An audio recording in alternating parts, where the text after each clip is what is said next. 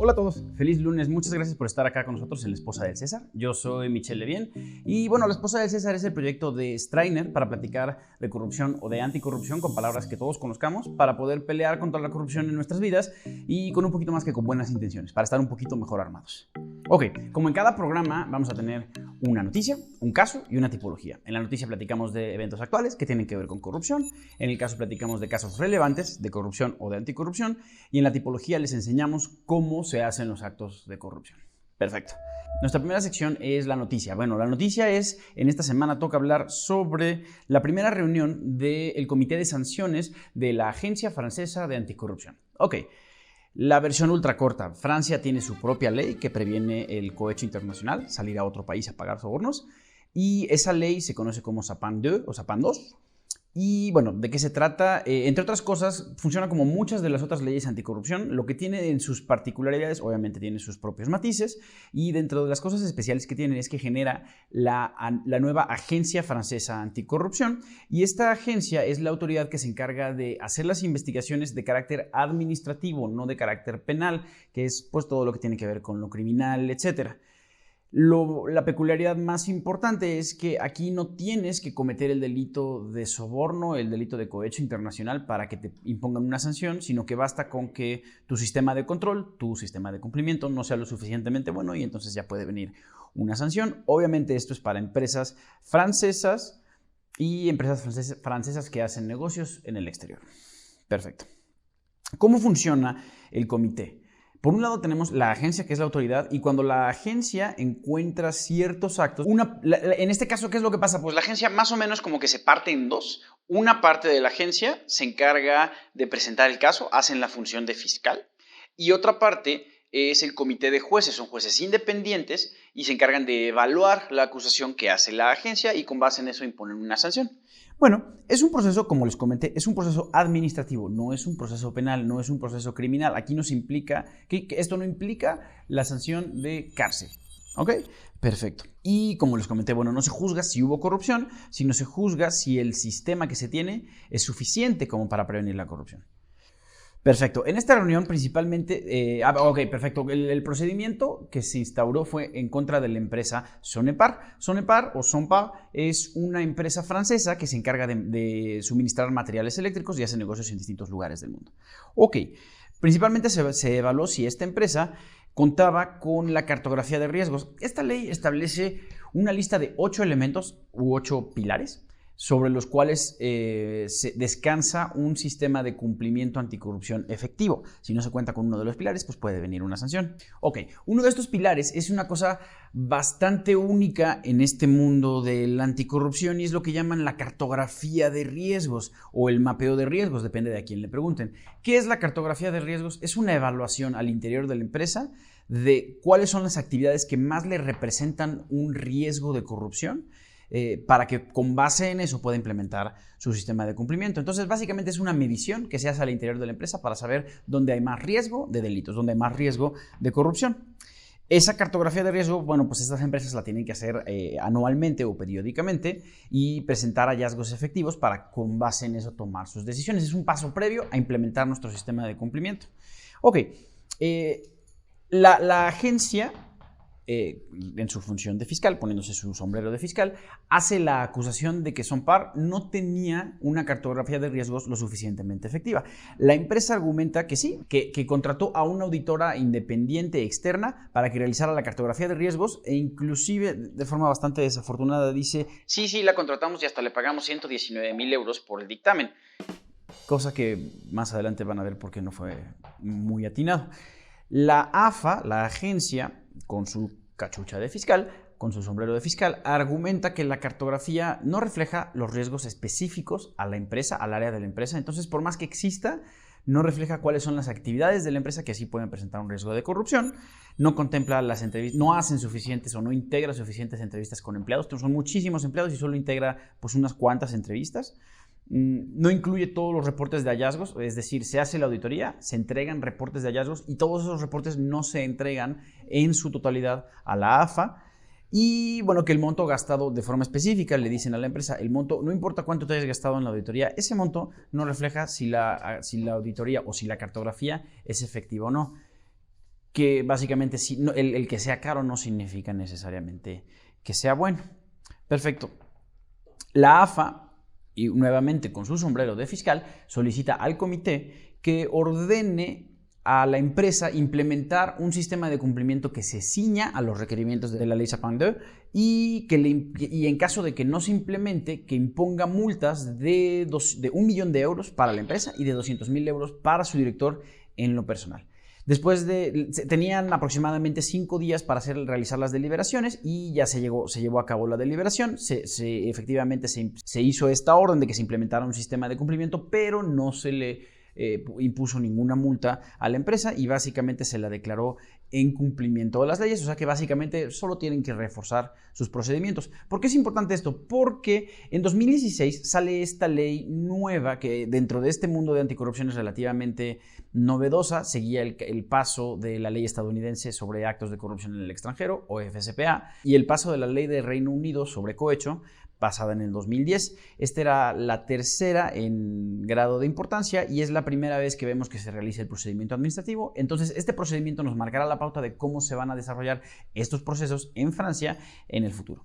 Toda la información de la nota y en relación con la sesión del comité la obtuvimos gracias a Nicolas Tollet de Hughes Howard Reed. Muchas gracias por la información. Perfectísimo, vamos al caso. Nuestro caso se deriva también de una nota que estuvo en los medios en esta semana, y es que Danske Bank contrató al oficial de cumplimiento que había desempeñado ese cargo en HSBC, ahora para integrarse a su equipo a partir de esta semana. Me parece que a partir del 15 de julio empieza a desempeñar su cargo.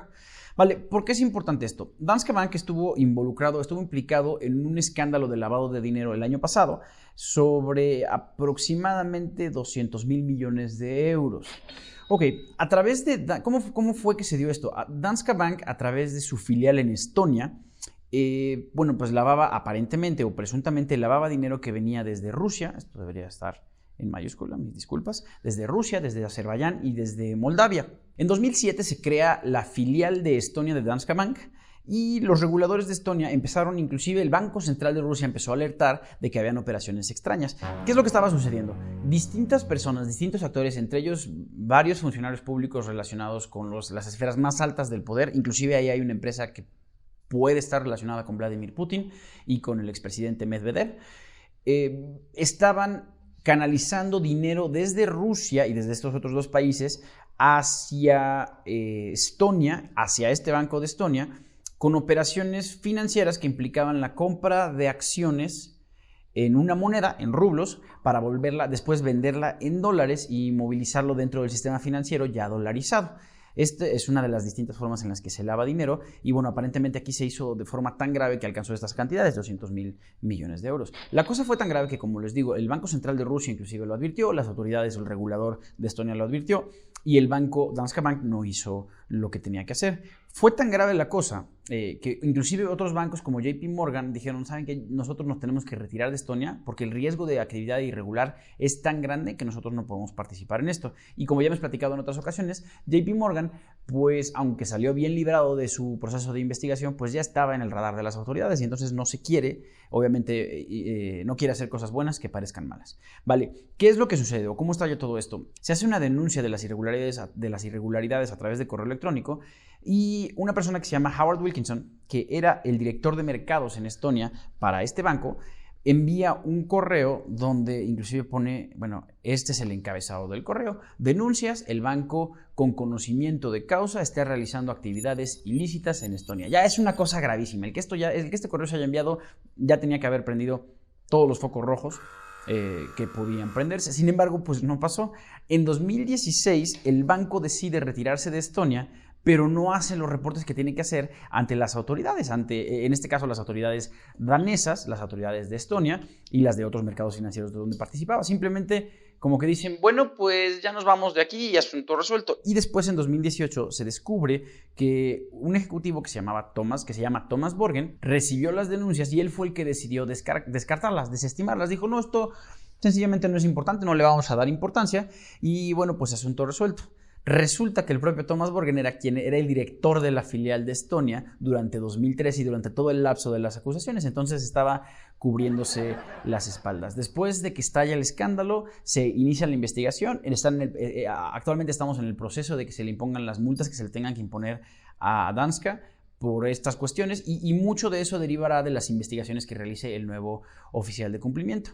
Básicamente es una nueva versión de los escándalos de HSBC, pero ahora en vez de ser carteles y de ser latinoamericanos, son otro tipo de organizaciones criminales y todas de países eslavos.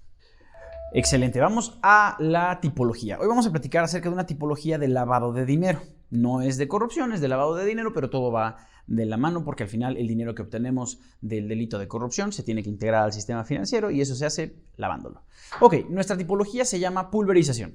¿En qué consiste? El lavado de dinero, a grandes rasgos, ¿qué es lavar dinero? Tomar dinero sucio, dinero que viene de delitos y hacerlo pasar como si fuera dinero limpio que viene de operaciones normales, correctas, lícitas. Ok, tiene 3 etapas, sin entrar en mucho detalle o en una cuestión demasiado técnica: la etapa de colocación, la etapa de estratificación o enmascaramiento y la etapa de integración. En la etapa de colocación tomamos el dinero que es sucio, efectivo, que viene de vender drogas, de vender personas, de vender órganos, de todas estas cuestiones horribles, y lo integramos al sistema financiero. ¿Cómo lo hacemos? A través de distintos negocios. Puede ser la pizzería, puede ser la lavandería, que es el ejemplo clásico de lavado de dinero, etcétera, etcétera. De preferencia se suele utilizar negocios que manejen efectivo.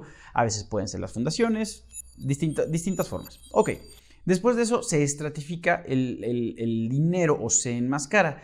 Esto es una forma pues muy elegante de decir que vamos a hacer muchas operaciones, tantas que confundan a cualquier persona que esté intentando seguir el rastro del dinero. Hacemos tantas operaciones que se opaca el hecho de que el dinero es sucio. Y después viene la integración, ese dinero sucio que ya se hicieron muchísimas operaciones con empresas fantasmas, con distintos bancos, fideicomisos, venta de valores, venta de acciones, etcétera, etcétera, etcétera. Se toma ese dinero y se inserta en el mercado como si fuera dinero lícito. Es decir, ya el dinero de las distintas operaciones que se partió en pedazos lo volvemos a concentrar y lo invierto en bienes raíces, lo invierto en empresas, lo invierto en la bolsa de valores, y declarando siempre que ese dinero viene de fuentes lícitas. Es la última etapa en la que, bueno, hacemos como que todo está bien. Ok, en esta etapa, justo en la etapa de estratificación, es donde se da la pulverización. La idea de estratificar o enmascarar las operaciones es, bueno, hacemos muchas operaciones, como les comenté, para confundir a quien esté siguiendo el rastro del dinero. La pulverización es hacer esas operaciones muy pequeñas. Podemos decir que tomamos un monto como 200.000 millones de euros y los separamos en cantidades pequeñitas, les estoy hablando hasta de 400 euros, 500 euros, 100 euros, y hacemos operaciones diminutas de transferencias, de cheques de viajero, de tarjetas de prepago, etc. Y son transferencias o son operaciones tan pequeñas que pasan por debajo del radar de las autoridades y parecen normales. Por eso se le llama pulverizar.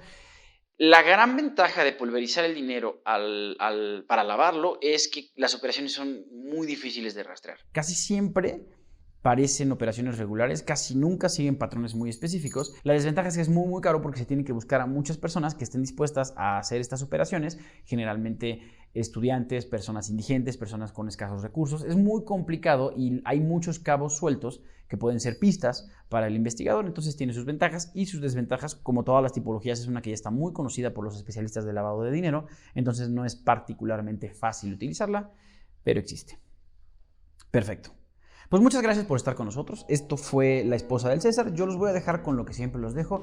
Toda la corrupción se tiene que denunciar, hay que alzar la voz, pero siempre con seguridad. Por favor, cuídense. Si ustedes no saben si lo que están viendo es un acto de corrupción, si ustedes no saben cómo denunciarlo, por favor no hagan nada. Si no saben que están completamente seguros, no hagan nada. Antes de eso, acérquense a alguien que les pueda ayudar. Si quieren, con mucho gusto nos pueden escribir a info@strainer.mx o pueden entrar a nuestra página de internet strainer.mx, donde van a ver instrucciones para enviar denuncias anónimas, completamente cifradas a través de la red oscura. Y si necesitan ayuda, con mucho gusto les podemos ayudar, pero ante todo, su seguridad primero, por favor. Esto fue La Esposa del César. Yo soy Michelle Bien y que tengan feliz lunes.